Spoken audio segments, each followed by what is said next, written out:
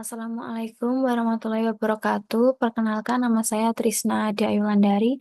Di sini saya akan menjelaskan mengenai proyek yang telah dibuat, yaitu tentang React Native dan konfigurasi.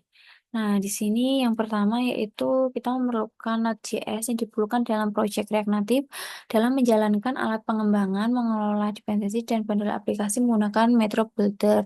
Selanjutnya yaitu kita memerlukan JDK yaitu dengan versi 17 yang diperlukan untuk membangun aplikasi Android yang menyediakan alat yang diperlukan untuk mengkompilasi kode JS, Java, atau Kotlin menjadi file aplikasi dan bekerja sama dengan Gradle untuk menangani proses build dalam pengembangan Android.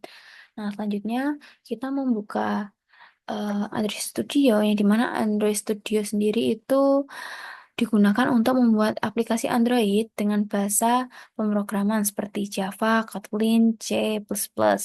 Nah, di sini adalah ide all-in-one yang memastikan belum diliris. Nah, selanjutnya di sini ada instalasi SDK Tools, yang dimana kita memerlukan SDK Build Tools untuk membangun atau mengkompil aplikasi Android. Lalu ini ada emulator yang menjalankan dan menguji aplikasi Android tanpa perangkat fisik. Selanjutnya ada SDK Perform Tools yang merupakan atau yang mencangkup alat-alat penting seperti ADB Android Debug Bright yang memungkinkan komunikasi antar komputer dan perangkat Android, baik emulator atau perangkat fisik. Nah, selanjutnya yaitu Intel x86 Emulator Accelerator yang yang dimana ini Hardware Accelerated Execution Manager yang digunakan dalam mempercepat kinerja emulator Android di mesin berbasis Intel. Emulator yang biasanya digunakan berjalan itu lebih lambat daripada perangkat fisik, tapi dengan menggunakan HAXM, emulator bisa berjalan dengan cepat menggunakan akselerasi perangkat keras. Selanjutnya, kita melakukan konfigurasi dengan menambahkan variabel Android Home. Nah, variabel ini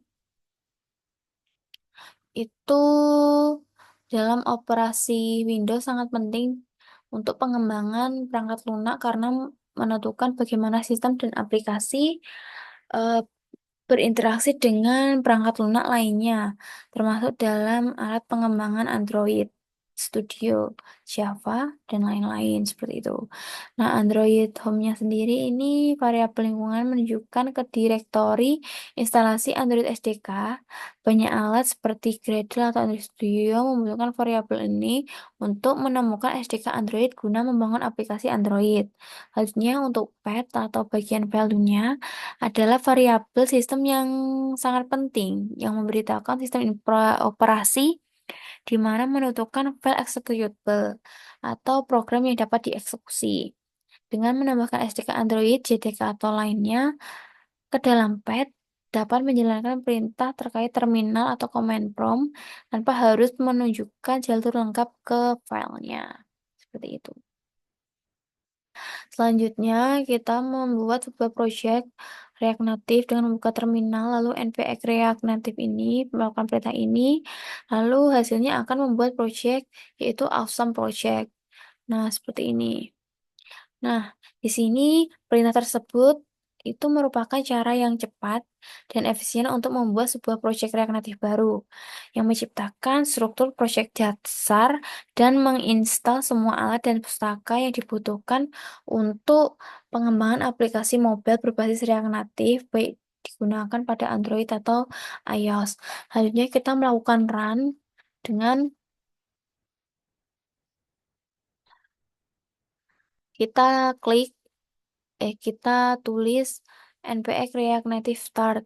Ini muncul pada Node.js-nya.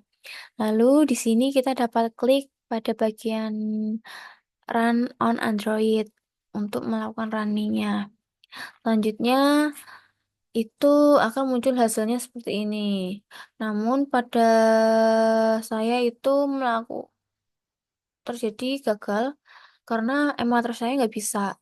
Jadi build file dikarenakan emulatornya itu nggak bisa tampil di laptop saya. Nah, ini juga terjadi pada semester 3 lalu pada PGPB. Jadi mengharuskan menyambungkan ke HP.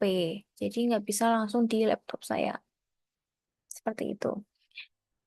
Nah, sekian dari saya. Jika ada kesalahan kata, mohon dimaafkan. Wassalamualaikum warahmatullahi wabarakatuh.